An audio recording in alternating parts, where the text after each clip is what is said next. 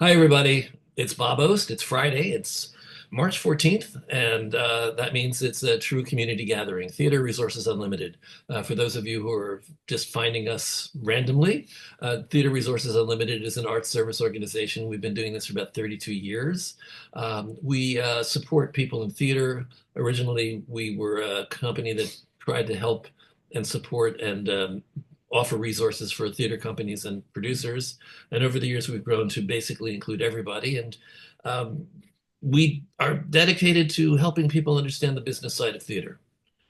That's it in a nutshell. Um, we started doing this as a result, as a response to shutdown in April 17th, 2020. Our true community gatherings have been happening. This is our 254th consecutive week. We gather on Fridays to to maintain and create a community, a sense of community for everybody. It was originally very much necessary because of the isolation we all felt from quarantine. But it's turned out to be a boon for us in many ways. Um, we used to be a little New York service organization, and because we discovered Zoom, suddenly we're international. We have people come in from all over the world. Today we have people from all over the country. We don't have anybody from outside of US today, but we often do. Um, so our conversations have always just focused on different aspects of theater and arts and creativity, um, sometimes political, sometimes not. And today I'm going to have a conversation with two members of the art community, the Latine art community. We're having troubling times, and it raises a lot of questions about um, how well we treat and accept communities outside of our own. And we're going to have two people today that are um, they're prominent members of their Latinx communities, and one is on the West Coast and one is on the East Coast because I'm clever. Um, and I'm going to bring them on in a second. I'm going to bring on Jorge Huerta.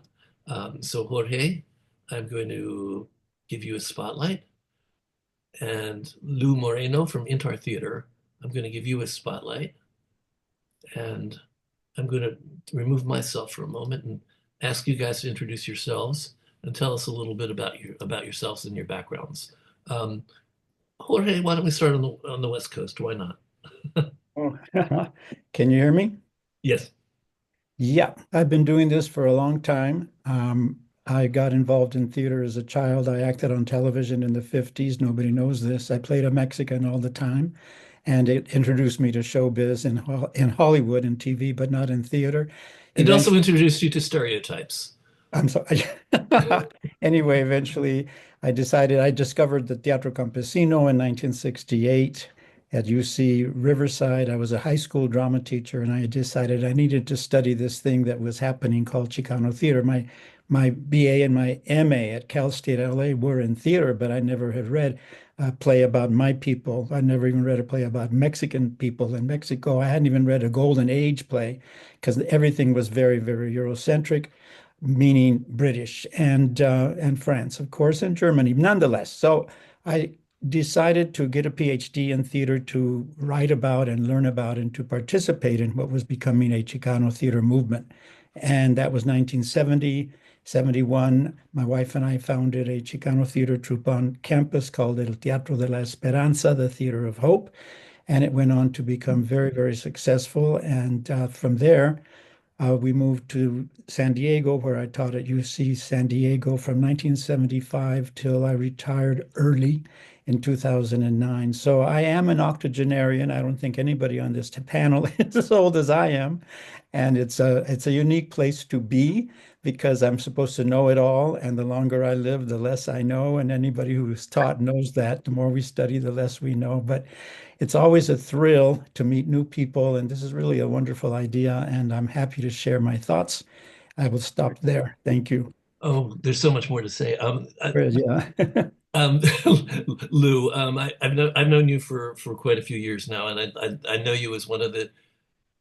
I don't know if you own this or not, but of one of the main voices of your community in New York.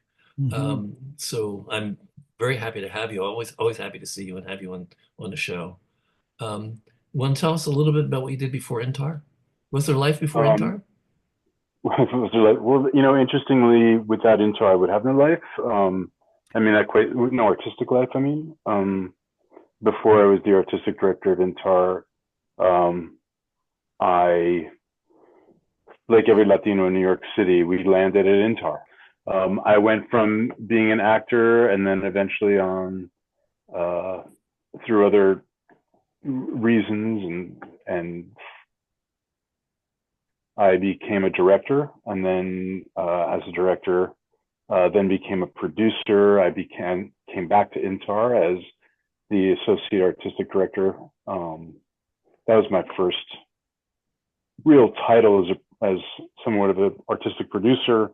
After Max had left the organization, I got a grant from the Princess Grace Foundation to be at INTAR for a full year. I went from there to becoming the associate artistic director at Rattlestick Playwrights Theater Company, and then moving on from there, I was a co-artistic director for Twilight Theater Company, where we produced a play that many people saw. Our big claim to fame back under my leadership then was a play called Palestine by Naja Saeed, which resonates incredibly harsh right now.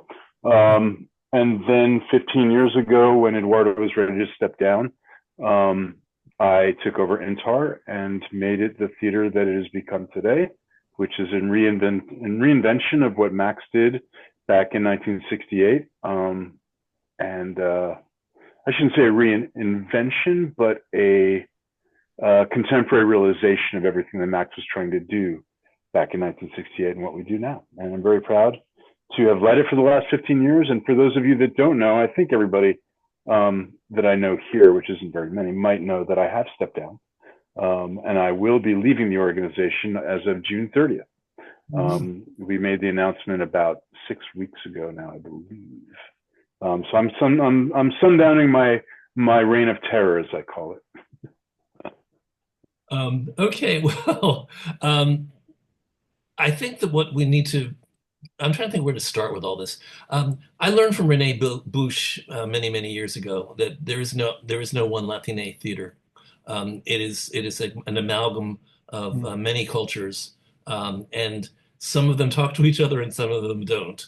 Mhm. He used to talk about when I first did panels like this. Renee talked about the difficulty of having a Latina. It wasn't Latina at that point; it was Latino, but Latina company because of the some of the audience finding the right audience for your company is always a challenge. Um, and sometimes he said that it was difficult for him to produce things that he wanted to produce because they didn't represent the community that he um, was supposed to be serving. And he wasn't even Latin America. That he's Rene is Spanish, isn't he? Do you Cuban. know? Rene Bush, Cuban. Oh, he's Cuban. Okay, I didn't remember. I haven't seen him in like 20 years, but we used to talk about this. So the thing that I find um, I'm having trouble with my tech, but I'll figure it out. The thing that I find interesting is that um, those of us not in your or part of your community don't necessarily realize that there isn't just one Latine cultural voice. Um, Jorge, that's probably something that you can probably could address. Um, Jorge, you call yourself Chicano and and identify as Mexican, correct? No, Chicano means Mexican American. Mexican American. Okay. Yeah, in my book, literally, which I wrote in 1980, I defined a Mexican American as somebody who was of Mexican descent and or born in Mexico but brought to the U.S. prior to grammar school, where then they became totally de-Mexican, or they tried to de-Mexicanize us.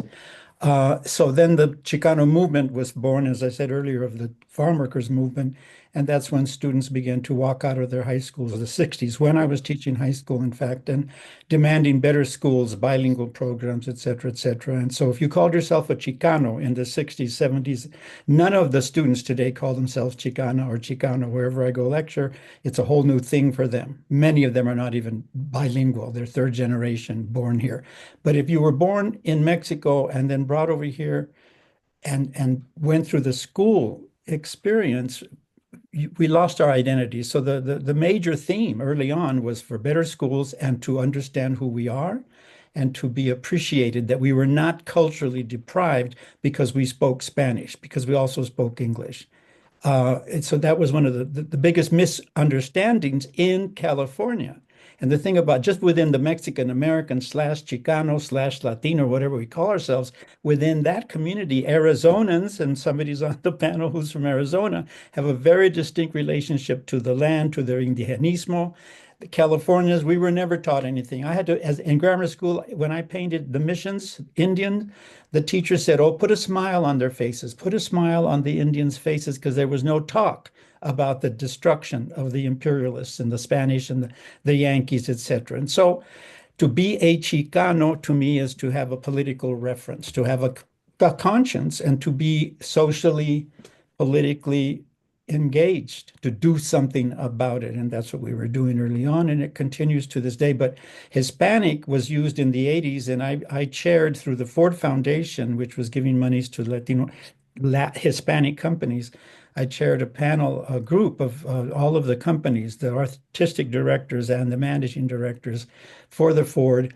And we met first in San Juan, San Juan, Puerto Rico, and then we met again in San Juan Bautista, where the Teatro Campesino was born and still resides. And so that's a very historic moment that nobody knows about. And somebody that, everybody keeps telling me, write your memoirs, write your memoirs. But nonetheless, there's a lot to learn from that. And of course, the major companies were INTAR, Repertorio, and Esparion, the Puerto Rican Traveling Theater, and all of those leaders, God bless, are gone. But when we got together for the first time in New York, and that'll be interesting to you New Yorkers, is that Renee had never been in the Puerto Rican. They were, how many blocks apart, and they had never been in each other's spaces.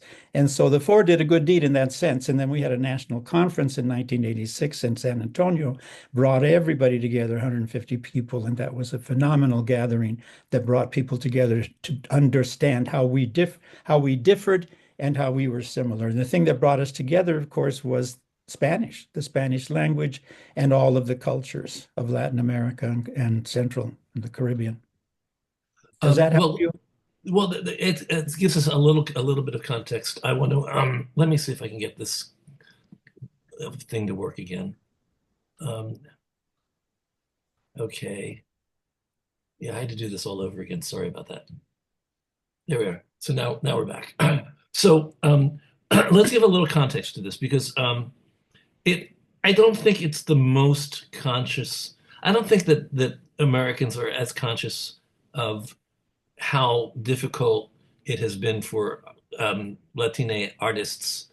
Um, I mean, there've been a lot of well-known Latina artists, so we're familiar with them. However, in theater, I don't think there was a real Latina playwright on Broadway until Nilo Cruz. Am I right? No, it's Short Eyes, Miguel Piñero's Short Eyes in But that 1974. wasn't on Broadway. That was off, I thought. It went No, on that was considered on Broadway because the public. Lincoln Center had a Broadway contract. Oh, okay. I didn't realize that. So there hasn't been a lot over the years in commercial Broadway theater. That's not to say whether that is a goal that you would have or not, but just in terms of the awareness of the American people, of the American public, and even the New York theater community of what it's like to be a Latina artist in theater. Um, have you found Lou? Have you found it difficult being a Latina? Is there something unique about your place in theater in New York? Um, or did you have to create spaces for yourself? I don't know We haven't produced on Broadway, so I mean, yes, I guess that is a challenge. But the reality of that is also, not that INTAR doesn't care about Broadway, but that is not really what our mission is. Our mission is like, I could argue that we've been on Broadway throughout the last 50 years, 60 years, simply because the artists that INTAR has generated, whether they be designers, writers, playwrights, directors, or actors, have been showcasing our brand on Broadway for all that time. Have we had specific plays up there? Yes, the numbers are really low. But I think that's also the mindset of America. We value far too greatly playwrights and directors, and stars, not just actors, but stars. You look at a show like Hamilton, for instance. I mean, Hamilton started at Rene Bush's theater company, Repertorio Español, where that show was in their back rooms working, and they eventually got what I would argue the bigger challenges is culture poached, where the bigger theater companies come in and like, this is interesting, and they take and go, and then they leave the originating producing theater behind. So that's where that challenge is. So in my book, I kind of just don't care. I kind of look at Hamilton and I'm like, that's us. I can see us all the time. Yeah, I agree. I don't think there's any need. I don't think there's any compelling need, except for the fact that right now we're at a place in our culture where at least there are some people in theater who want to be telling more than the usual stories. Basically, we've been telling this similar stories for many, many years, and we finally had a breakthrough in the Native American culture. We had the Pilgrim Thanksgiving play. The Thanksgiving play. Yeah, mm-hmm. Yeah. We finally got that representation, and it's not that you have to be visible on Broadway. I just wonder if it's a symptom of our culture in general, especially since it's imploded in the past year, and suddenly people that we always considered to be our brothers and our neighbors and our friends were suddenly told they're other. I mean, I think that the Mexican population in particular has been plunged into otherhood in ways that I don't know we ever saw before. But it's not just Mexicans. Eddie, what do you think? I mean, well, I'm talking about border crossings and sending the Mexicans. I mean, there are specific there's specific things that are being done to the Mexican population. But it is everybody. You're right. It is everyone. The first time that man strolled down his golden escalator and said that Mexicans were this and Mexicans were that, who on the street knew whether I was a Mexican or I was a Cuban or that Lou was, I don't know what Lou's background, but he definitely looks somewhat Latino, so he must be a Mexican.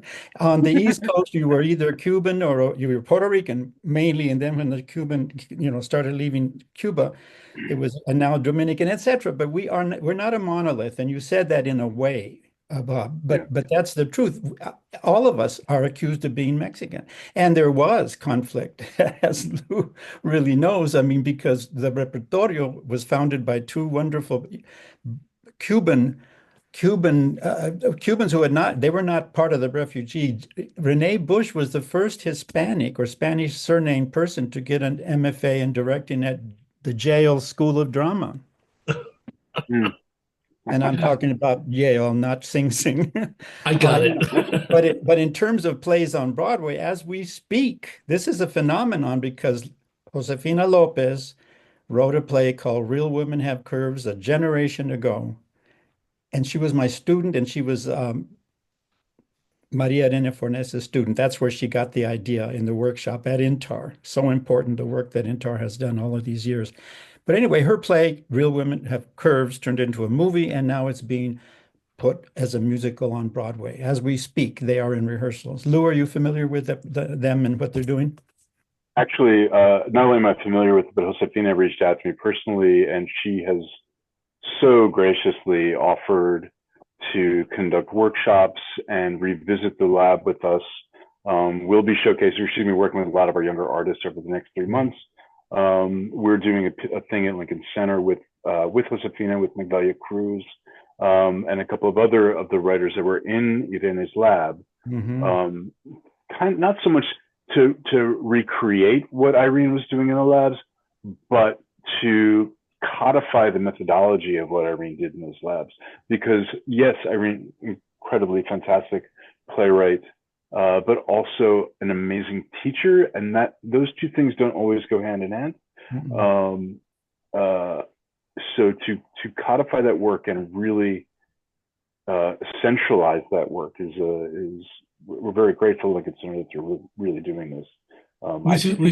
We should clarify for anybody who doesn't know that Maria Irene Fernandez has been one of the major voices of the Latine theater community for years, but always off Broadway. But that counted. Yeah. Also women's voices. Women's voices, yes. Very important. Women's voices that Fefi and her friends. What is it? Fefu and her friends. Fefu and her friends. Her plays originally, Maria Arena's plays had nothing to do with Hispanics. It had to do with Americans. And very much so. She came to direct. There's an interesting question right there, because this is something that I've been concerning myself with. Hopefully, it's something that matters to you and that I won't come off as foolish. But how integrated is the Latine community in our society, and does it need to be integrated as the artists integrated into the mainstream or even the off-Broadway mainstream, or is it better serving the community to be within the community and not worrying about whether what you're writing will be understood by others, by us, us others? So, if I may, can I speak? What is that okay? I didn't mean to step on your toes. So, Lou, you're a little muffled in your. Oh, really? Sound. Oh, yeah. Can you hear me? Can you hear me? I can hear you. Okay. That just got a little better. Sorry, I'm not sure why. Maybe my headset. If I could take my headsets off, I can do that. Let's see. Does it sound any better now? Yes. Yeah, it does. Okay, great. So I'm sorry, the question about how we integrate. So I think there's always great tension, great meaning good tension, between how we integrate versus assimilate. And that we really try very, very hard to not assimilate, but to integrate. And I think that's where we run up against great friction in the non-Latino theater world, non-Latina theater world. I still use Latino too. I'm of a certain age that I can't flip it yet. So forgive me. But I do think that friction has to be tended to and needs to be massaged, quite honestly. We cannot be so insulated that we're only speaking to ourselves. It doesn't really help anybody going on. It's one of the reasons I've really challenged. That's a great point, because what is the point of art? Of course, part of it is to communicate, and how many choruses do we have to preach to? Especially today. I've said this before. You haven't heard it, but everybody else is going to go, oh, not this again. I always say that politics is where people go to fight, and art is where people go to listen to each other. And so I think it's more crucial now than ever to really focus on the potential of art to maybe make some changes in what's going on right now. I don't know whether they're going to happen quickly. We're in a very painful period. It is a painful period coming out of a previously painful period. The pandemic was awful for so many reasons, specifically theater, which is such a communal art form. Yeah, I mean, it was devastating to our mental psyche, as everybody on this panel knows. Not panel, but everybody in the Zoom knows. In the world. Yeah, it's been pretty tough. I think going back to the assimilation versus I can't even speak. Integration. Integration. Integration. I've worked, or I should say, INTAR has worked very, very hard in the last 15 years to keep our echo chamber open so that we're not just speaking to each other. We have specific programs where non-Latinos can come and work on our stages so that we're exchanging ideas all the time. It's not and then also we look at stories that we have told in the past that we try not to repeat. I try not to ask our writers to I always say I just want my writers to dream. I don't want them to have to respond to every single political notion out there. Mhm. We cannot be the theater that people come to understand what's happening on the southern border. We've done those plays. We do those plays. Those plays are inherent in our bloodlines and what we do. We feel that pain every fucking day. And we just should not, our playwrights should not be tethered to what white media and white politicians think we should be talking about. So I've worked really, really hard to not be there and let our playwrights just dream. That said, it's kind of hard for them not to write about that, and we do that. I don't ask playwrights to write. I refuse to write to. Excuse me. I refuse to produce plays that have food in the title. That's been the big thing that I say that really gives me shit about. But we've done the tortilla plays, and we've done them well. We've done the grandma, cooking rice and beans in the kitchen, espousing yarns of the whole country many times over, and we still do them at times. They're just not the central idea of what these playwrights write about. And the play that we have right now is about American imperialism in an unknown Latin American country. It is hilarious. It is beyond theatrical. It's a giant farce. But it's about an American corporation that came into Latin America and told everybody how to do things the right way, and then it blows up in their face. This story gets told over and over, or this story happens again and again and again, and Americans just never learn their lesson. So we're making fun of it. It's hilarious. If you have a chance, Google Fordlandia. Does anybody know what Fordlandia is? No. Fordlandia is an actual place. It is where Henry Ford needed rubber for his tires, and he went down to Brazil and built a rubber tree farm so that he can literally have a monopoly on how the rubber gets made for all of his tires. Now, he went down there and with American arrogance overseeded, for lack of a better term, the ground, and it never worked. And he spent millions of dollars. And you can go and Google and look at Fordlandia, which is just a huge swath of lost concrete in the middle of the Brazilian rainforest. I think it's Brazil. I can't believe I've never heard of it.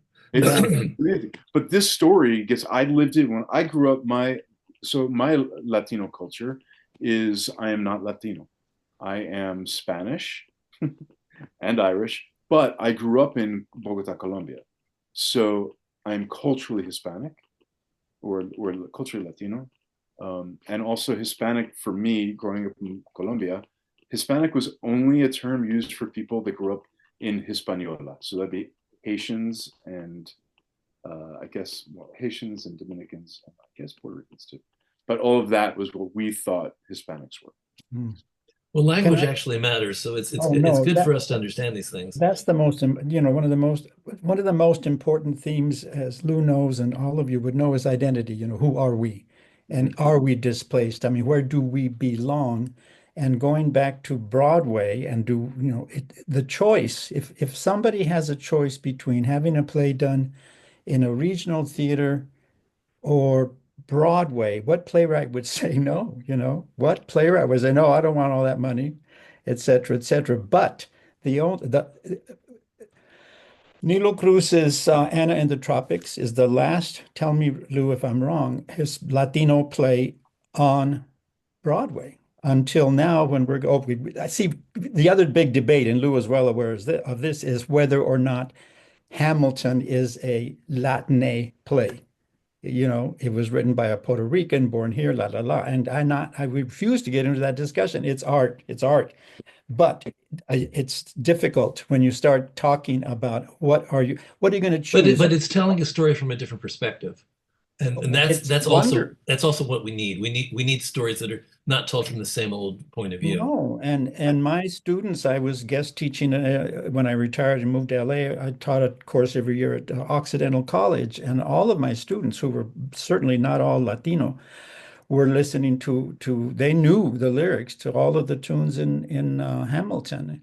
But it's like the playwright, the person who is writing the lyrics, writing the script, not the lyrics, the script for the new production of Real Women is Lisa Loomer, who came out of Fornes's workshop. She was one of the earliest playwrights at the South Coast Repertory Theater's Hispanic Playwrights Project, very important, along with INTAR's playwriting program under Maria Arena. And so here's Lisa Loomer. She's come to LA and she's been writing for television. Well, why wouldn't you? I mean, people said to me, "What happened to the Chicano theater movement as it evolved?" I said, "Well, they got married." And it's a joke, but it's true. You know, you have a family now, and are you going to still play around? And the other difference is that in New York, I mean, we're so far behind. We, the Latinos, the Mexican Americans, are the major population, as you know, in California and much of the Southwest. Most of us are of Mexican descent. And we were so far behind in the Chicano theater movement from the Puerto Ricans and the Cubans and the people in New York, because they were surrounded with great theater and they had good teachers and what have you. Over here, the teatros, it had nothing to do with art. It was all about politics. I'm so glad you talked about the difference between West Coast and East Coast. That was one of the questions I was going to come up with next. Lou, do you have That's any no, other? but we've evolved. That was 50 years ago, 60 years ago. We have come a long way. Not So that where we're the same on so the where are same we right now? goals. Huh? So where are we right now with it? I mean, is there any substantial difference between the art that's created by the community on the West Coast versus the East Coast? Is there any substantial difference between whose voices are being produced and heard? The Repertorio Español was founded on doing the Spanish classics, and they were, during that period of the 80s, the only company in the country that had over $1 million a year budget back then. And INTAR was founded to bring Latin American plays and plays by our playwrights to English productions. So it was all Spanish and it was classics at Repertorio in the beginning, and then it was the Latin American and anybody, Spanish speaking Spanish as well. And then in California, it was the Chicano experience. And in the early stages, that was all that people were doing because that's all that we knew. Very few people. I became the first Chicano and the Mexican American in the country to get a PhD in theater, not in Spanish, Portuguese literature, which is what our major where they were. I was the first Chicano to get a PhD in theater in 1974, started a course in Chicano theater, et cetera, et cetera. When I started teaching, the common joke was who didn't study with Jorge Huerta. And now it's who didn't study with somebody who studied with somebody who there's like 3 generations of students beyond my students, and whenever I lecture, if you're a student of the professor that I taught, you're my grandchild. I have grandchildren all over the country who have learned from my students and my students' students, et cetera, et cetera. So that's quite an honor. But we were not there back then. And there was far more literary knowledge on the East Coast than us. I So think. let me ask Lou this. How difficult is it to serve the Spanish speaking and the non-Spanish speaking audiences who might be interested in what you're doing? I've never had a challenge. So most of our work is done in English. That doesn't mean that Spanish isn't heard on our stages. Mm-hmm. Only in the last 2 years have I received, we can't produce this because there's too much Spanish, and that came from the New York Times. But it came where? From the New York Times. From the New York Times. Okay. It's the only time I've ever had a complaint. I mean, I've had, people push back, but they're usually, three sheets to the wind or just plain crazy. But it's never, we're in New York City. Everybody speaks enough Spanish to understand plays.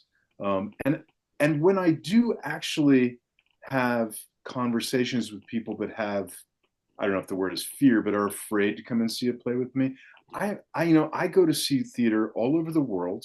I've been to see plays in Greece. I've seen plays in Chinese, in China. I've seen in different languages there. Never once was I not entertained. Did I understand the play? No. But could I glean a story from that play?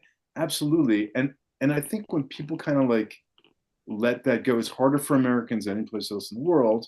But once people, I speak to people kind of honestly about that, they do come in and they're like, yeah, I didn't understand it, so I let that part go. But I got a great show, or I got a great story.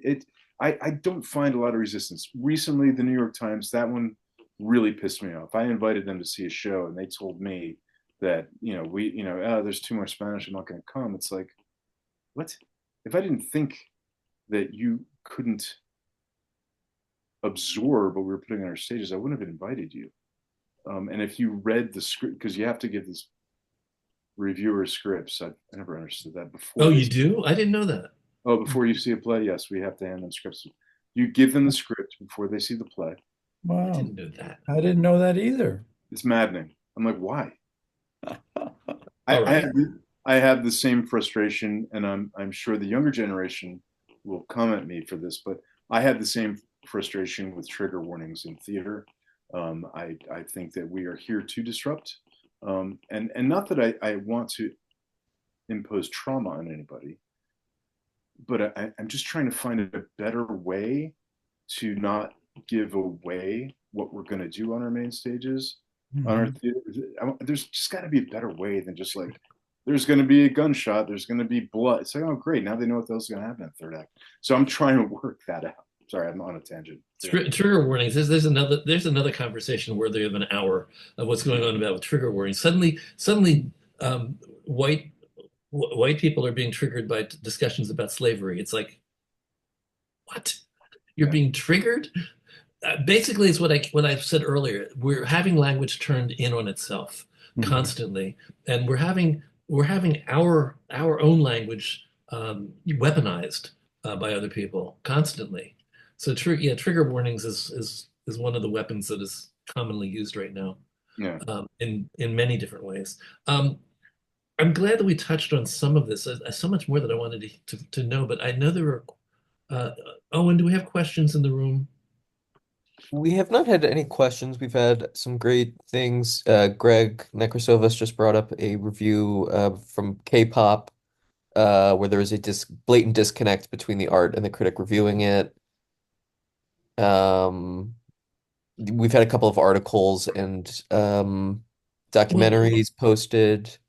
Donald Hall wanted to know whether whatever we were talking about at 5:55, he wants to know whether it's being videotaped or will there be clips. I believe he was talking with RK at that moment. Oh. Yeah, I was talking to RK, but I've asked that question before, and I'm kind of a proponent advocate of being able to stream out theater shows as opposed to just having them shown one time. Granted, the in-person experience is top-notch, number one, but you can reach a broader audience by streaming. Do you all have you started venturing into that world yet? I can't afford it. The universities certainly did. During the pandemic, the universities had to. It was very, very tough. And I worked on a project with Carlos Morton, one of our first playwrights who's still alive and writing, called Trumpus Caesar, during the man's first tenure. And that's the other thing. A lot of our playwrights, there's a whole book on Latinx Shakespeares. It's called Latinx Shakespeares. And how many companies, mainstream as well as our own companies, are producing adaptations of the Greeks, especially Moliere. Carlos wrote his own Miser of Mexico from the Miser, and all of that. So I'm not a fan of adaptations. I want our stories to come from our own communities, but they're good plays and they often work. I did one at the South Coast Strip. I directed there. I haven't mentioned that I have directed. My fun in New York, Lou, was directing the Puerto Rican Traveling Theater twice in the 80s and early 90s. What That a was joy. that's some of the hardest work what they used to do. Yeah, and For they, actors. yeah, I did their summer tour, and when Medium said I can give you four equity actors and four microphones, I didn't know which to be happier about, the equity actors or the mics for outdoor theater. So there we were, and it was great. And their company was always bilingual. You did the same cast, two different languages. That's a real challenge. Have you done that, Lou? Oh, you have done that. Yeah, Did a play? I have not done that because Miriam, for some reason, loved me, and Jaime Solom, the playwright from Spain, loved me, and I was able to just act in English because Mm, I was not, my Spanish is not good enough, mm, especially back then. It's much better now, just because I use it a lot more. But mm. yeah, what those actors were doing back when the PRTT was firing on all cylinders was incredible. And they were the most harshly critiqued by the Spanish press than I mean, you knew you were walking into a meat grinder to work at the Puerto Rican Traveling Theater, and they Mm. just said, "Fuck you, I don't care." It was hard. It was hard. Spanish speaking language did not, if you didn't speak Spanish perfectly, and I mean from Spain perfectly, the Spanish press would kill you at that theater. It was hard, hard on your soul, just hard. Even harder for the actors to do it one night in English and another night in Spanish. And of course, the Spanish productions were far more fun for Mm-hmm. the actors. That's what I found all over the country. My actors were 100%. much happier with their Spanish-speaking audiences doing a South American play, much happier than the English-speaking audiences. Translations have been really tough. You must know that, Lou. It's been really hard to get good translations over the decades. Early on, you would give a translation by a Spanish professor, and not no. I don't mean to disregard the literatos because they are professors of literature and they read a play and that's what they talk about, the play as script, as text, and not as production. And we all on this circle know there's a huge difference between being the translator from one language to another language.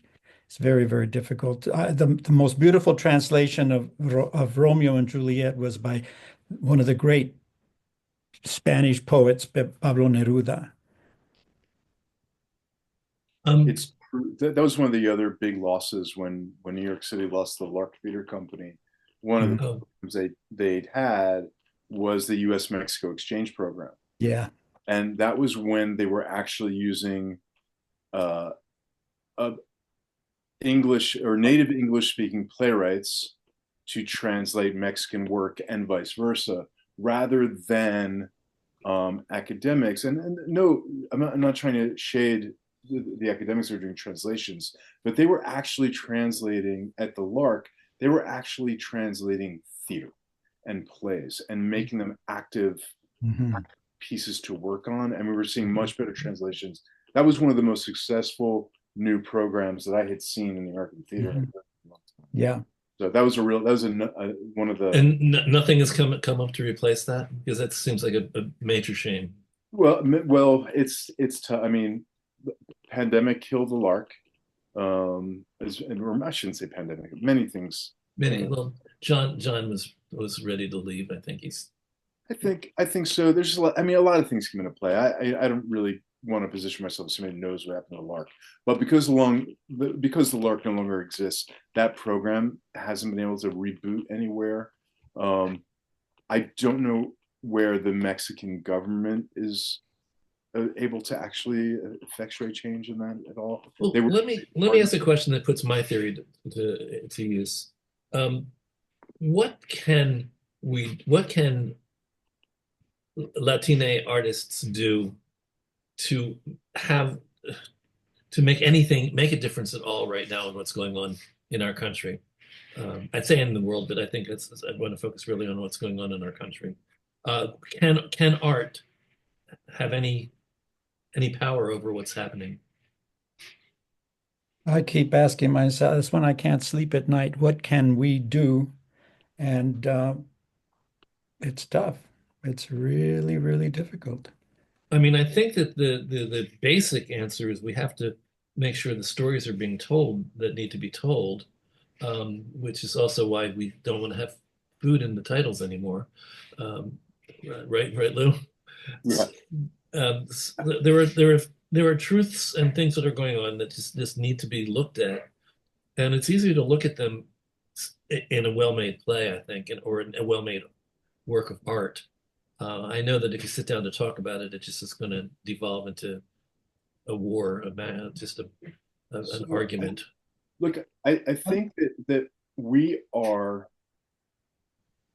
So if we look at this Trump regime as like we looked at the pandemic, I think we haven't even reached the shutdown portion of the pandemic yet. And I'll be honest with you, it took a good, and INTAR, my executive director, died of COVID. Mm, It was an awful time for us. mm. Uh, it took us a good year to figure out what we were going to do, and we figured out that these Zoom things were not what we wanted to be doing, what we could be doing, and we found ways.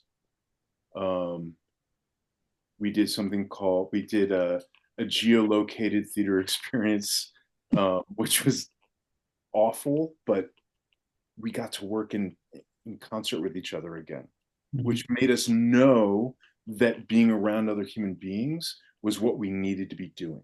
We went down to Battery, I can't remember the name of the park down there, down in Battery Park. Anyway, so we went down there, we did all these plays where playwrights wrote and did. It was totally weird. It was completely unsuccessful where you could wear headphones and experience the play. It was bizarre, but we did it.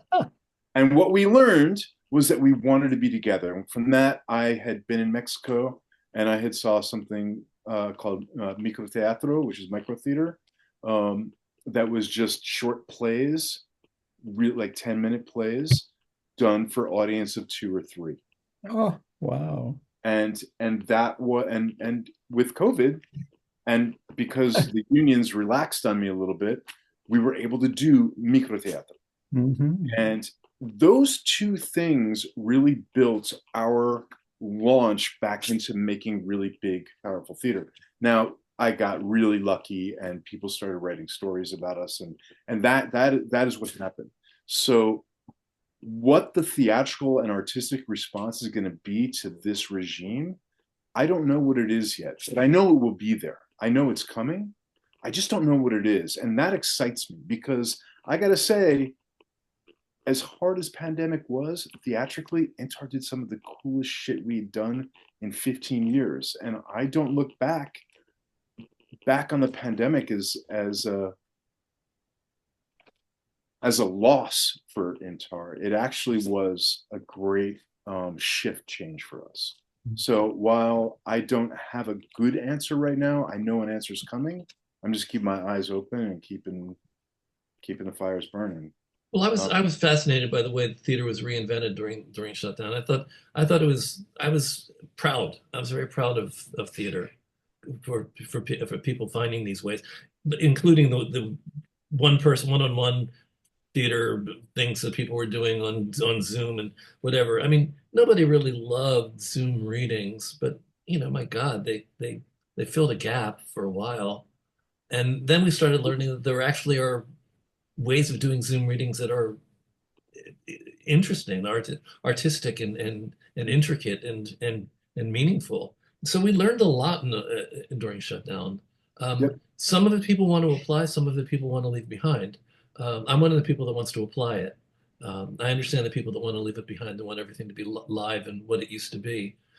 Although is anything ever what it used to be? There's a major philosophical question for you.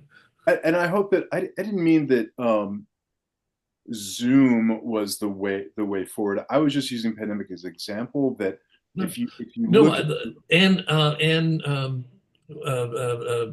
on guard arts and and hamburger. yep. Yeah, she was doing amazing things during shutdown. She was doing uh, installations and plays that people would attend and go through an installation and it was it unlocked a lot of creative choices Absolutely. that I thought were, impressive. I Again, agree. it made me proud.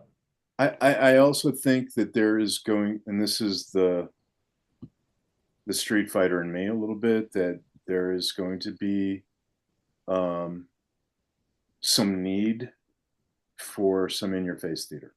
I think there is going to have to, we're going to have to, one of the first things I did was with the 24-hour play company, where we went to Trump Plaza and did a play and did it on the roof without any permission. And we just went to do it.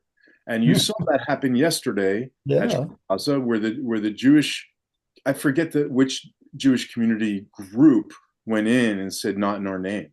Like, I think there's going to be moments for that. And I think we should be doing that. I just don't know what exactly it's going to be. I'll be trying to figure that out. Right now, I'm really more concerned with just like, Surviving. yeah, I mean, mentally surviving, but also like, I am documented by birth. I just have way too many friends that aren't. And so my new work has really just been about what do I need to do to be prepared for that fight? And I use my communication skills I've learned with theater to effectuate that change. So I've really kind of slipped into a little bit more of an activism role moving forward, which pays really well, I must say. What Sure forgive me, it does. the major distinction between the early period in Chicano theater, okay, not talking about theater on the East Coast, although there was street theater there, that's the Puerto Rican started that way, the Puerto Rican traveling theater, is that now, I mean, we did not have a middle class audience here in California and pretty much the Southwest that attended theater. And if they did, they were attending the mainstream theaters. That's where they went for their theater, which they didn't get too much of our plays, right? The plays that might resonate with them. And it was a political choice. Oh, I want to be aligned with that group. They do radical theater. Well, we have to go back to theater should be radical. It should be actually on the streets, but it's got to be more creative than we've seen. And I don't know what good it would do to go do some kind of performance. It was a kind of political theater that they were doing at the Trump Tower, and they also got put on buses and arrested. But I'm not saying that people should be afraid to do that, but they better have legs that they can run and get the hell out of there. My wife is desperate to go march, and she'd need a wheelchair. Yeah, so we wouldn't get very far. Um, Okay. Confrontational is one way to go. I do think that we're in a place where we're going to be shouted down by the other side. I'm not sure whether confrontational is going to work.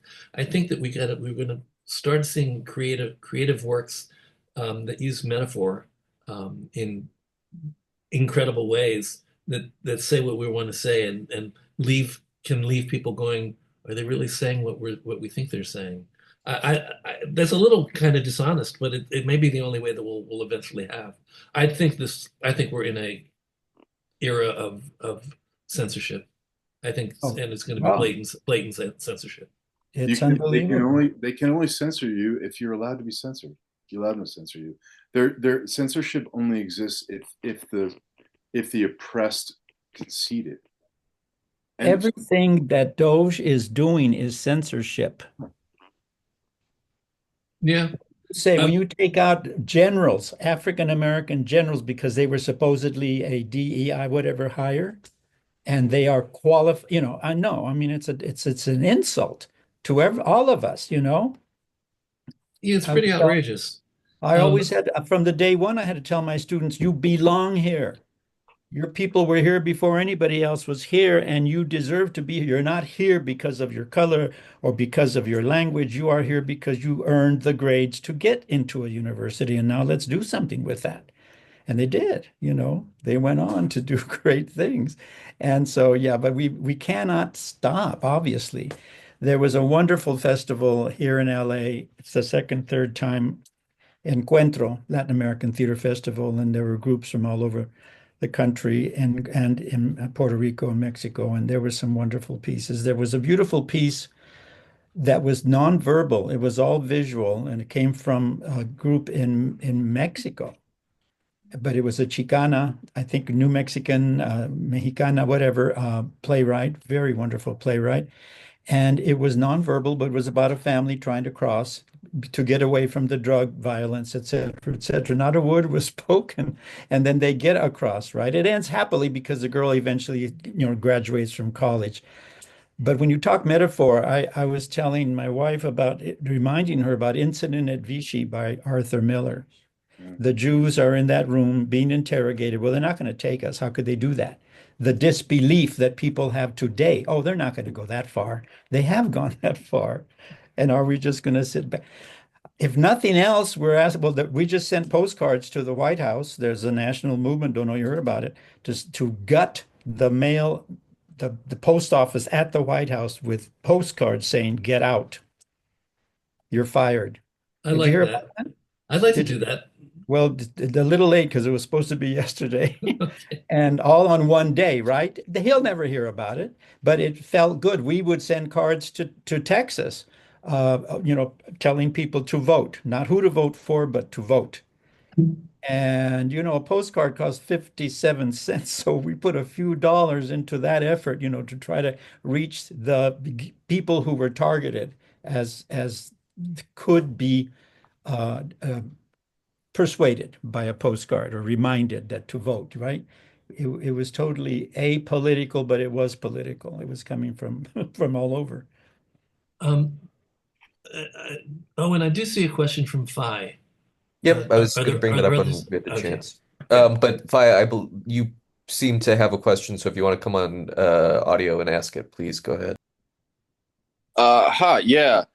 I was, as someone, I was born in Bogota, Colombia, and then I grew up, I was adopted by a white family, Mm. and ended up just looking relatively ethnically ambiguous my entire life. Everybody just thinks that I'm whatever race they are. Mhm. And when I went to the New York Film Academy to study acting and filmmaking and all these things. And I was always told like, oh, you want to stay ethnically ambiguous and you don't want to be like too Latino because you're gonna get sort of pulled into these like stereotypical roles and you're gonna be playing, gangsters for the rest of your life and you're gonna have to do like the accent that white people think everybody of a certain skin tone speaks with. Mhm. And to an extent I understand that, and but it starts to kind of be like a fine line of like what you were talking about um, with people walking out of the schools because they were like they're making us be like white people when we're not, and I don't want to like sacrifice my Latino ness for like the comfort of other people, but I also don't want to be put in the box of like, oh, now you're Latino, so you got to do the Latino things. And is there a way that either of you have found to like walk that line and not sort of stray too far Lou, off of Lou, that you, path? Lou, you seem to have some parallels to that because of your background. Uh, My first question, Fi, where are you located? Currently, I'm located in Long Lake, Minnesota, which is a little outside the Twin Cities. Okay. Um, so first of all, you can't let anybody else define your Latinidad. End of story. That's you, man. Like, sorry if I'm gendering you incorrectly. I can't see anything. Um, uh, I don't. I came up as an actor in the 90s, 89, 91, 92 when I came to New York City. And you can, you look at me right now and I do not, in those days, Latinos were Puerto Rican and Cuban in New York City, and Dominican, and I didn't grow up on the streets of New York City, so I was not Nuyoriqueño, or I just wasn't, so I didn't know where I fit, and all I knew was who I was, and I just kind of forced myself into make space of who I was. You cannot let casting directors, or anybody else define you. You just can't. I know I tried to fit in differently because there was that idea of what a career was going to be, and I needed to make that career happen. So I did find myself, skewing and like, I've got to be this way, that way, or the other. And it was a big waste of time. And I should have just been like, find my community, find the people that love the work that I do and how I present, and how I not present, but how I show up in a room. And that's what's going to take you further. And then people start to write shit for your Latinidad, or you get pushed towards people that understand your Latinidad in a much more effective and meaningful way. So I don't know if that helps. I am deeply empathetic to where you're at right now, and feeling like an incredible failure to be this much older and nothing has fucking changed. But Yes, it has, and you've made that change. That it has changed. That is very, very true. It is a much different landscape out there. I don't know what it's like for you in Minnesota. I'm sorry. Yeah. I don't know what it's like in Minnesota, but I do know that the Native American culture there is huge, and I've found great friendships and community within that culture, helping to identify self within that culture. Not that you are Native American, but their struggles in a white nation, you can probably glean some insight. I would suggest that's my, My question would be, you were raised by Anglos, by white people, right? Yeah. Yes. I had a student just like you who came to my class in Chicano theater, and she didn't know what it was, and she admitted that she had been adopted by a white family, so they took away. They did not let her do anything about her culture, and they were pissed off that she was going to take a course in Chicano theater because Chicano, the term, was a political term, etc. Did that happen to you? No, my folks were always like super accepting of all that, and they were like, they do their best to be like allies in every way they can. But obviously, I mean, I don't know if you've ever been to Minnesota. Like it's a lot of German and Norwegian descent, and I think it's just through nobody's fault. It's just a lot that there are places where Latino culture is more a thing, but I just wasn't in those places as much as could have been. Yeah. Teatro del Pueblo is in Minneapolis. It's been Yeah. around a long time. You're familiar with them? Yeah. Have you worked with them? Do you want to work with them? Or do you want to just do film? That's the other thing. You went to film school. So what is it you want to do? I've dipped my toe into both. I put up a play about 6 months ago now.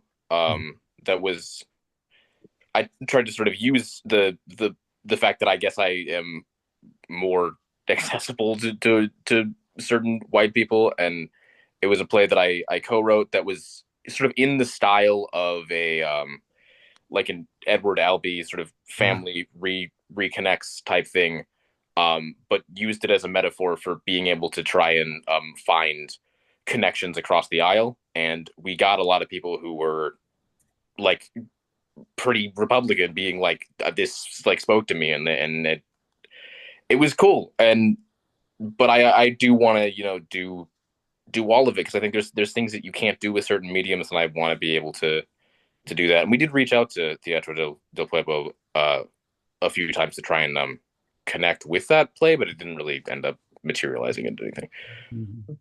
Well, I think Lou's gonna have to leave in a few minutes, so I just Check. want to like wrap up a little bit. I just want to say that I was using Broadway as a touchstone. I understand that it isn't where we necessarily want to go. Uh, Not everybody belongs on Broadway. Not everybody needs to be on Broadway. But I do think that the Latine in theater is a little less visible than it could be. Let's just put it that way. I think there's a little less going on than we've managed to identify three plays on Broadway. The third one that somebody else mentioned was Zoot Suit. I Yeah. forgot about Zoot Suit. Yeah, Oh, you but the don't fact ever. but the fact that you have to actually dig to find them Yeah, is the point. that was 1974 with Short Eyes, 78 with Zoot Suit, And then we jump to then we Anna go of the Cruz Tropics. and Anna, So which is about Cubans on the island. It's not about Cubans in this country. yeah. But again, that was a story. That was a story.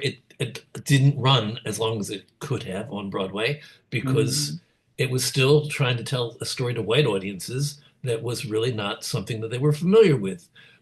We now understand that those are the stories that we should be listening to and understanding and grasping and embracing. But I'm not sure how quickly anything's going to change in general because human race moves so slowly, and also we're in a pocket right now, an aberrant pocket of culture that I'm not sure is going to be very productive for any of us, but we'll do our best. Lou, you just say that we should keep going in spite of the oppressors, and it's a nice thought, not always easy, um, but I was hoping that this conversation did what it actually did do, which was throw some light on the idea that there are communities that are not as visible in our theater world as they could be.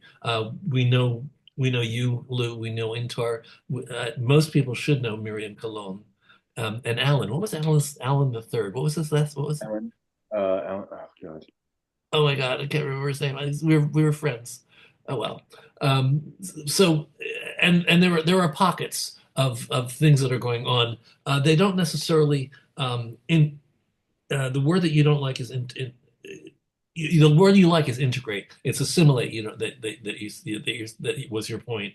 I think it's the balance between the two. I mean, Yeah. assimilation is natural cause of migration. It's just about integration is far more interesting to me because it holds on to culture as well. Well, and I think that that's where we're a little bit more successful. I think that in New York, especially, we see pockets of Latino culture that are integrated into what we're doing every day. We're also, I think, isn't Spanish the second most spoken language in New York? Probably. And you actually are the second biggest population in the United States at the moment, the Latine. Probably. My demographic studies kind of like ebb and flow.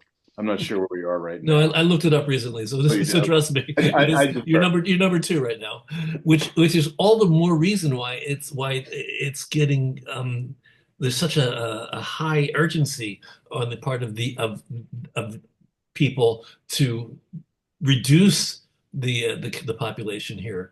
I think that that's part of what's going on. But I want to thank you for a conversation that I hope was enlightening for people and at least interesting. I hope it was bearable for you because I do my best with what I know, um, and uh, and I want to thank you both for being here, Lou Moreno and Jorge Huerta, and I want to thank everybody in the room. And I'm going to actually go into uh, YouTube for a second as just me and say goodbye to the YouTube audience. So YouTube audience, yes, I mean you. Um, thank you for stopping by. If you've discovered us and you like the idea of having conversations about theater and different aspects of theater, and you want to be in the room and ask questions and be part of the conversation, then just email me. It's that simple. TRUNLTD@AOL.com. TRUNLTD@AOL.com. We'll put you on the Zoom list. We'll invite you every week. Next week, we have something very different. We have a woman that is known as the crowdsourcing queen. A lot of people have been saying, what about crowdsourcing? And we don't know a lot about crowdsourcing, but this gal knows a lot. So we're going to talk about crowdsourcing and strategies that have worked for her. She's actually raised $1.5 million through crowdsourcing over the past couple of years, just since shutdown, actually. So in the future, I've got Lisa Gold, who's going to talk about the magnetic mindsets. It's something that she does in terms of how to attract positive things to your life, and including and starting with getting representation. For those of you who are actors, Lisa's going to talk about how to get an agent. So that may be of interest to a few of you. And I'm going to have an interview with Bob Cuccioli coming up, and I just on and on and on. I'm not going to stop doing this. I'm committed to this, and I'm glad I'm doing it. And I'm happy to welcome you all for free. We are a social service. We are a community service. However, we have bills to pay. So if free is what you need, free is what you can do. But if you want to buy a ticket for $10, or if you want to join TRU for $95 for a year, or give us money in any other way you'd like, don't let me stop you. Our URL is TRU Donate. It'll connect to our donation page, trudonate.com, trudonate.com. So go to trudonate.com and show us a little love. I'd appreciate it. And hope to see everybody in future weeks. Thank you all.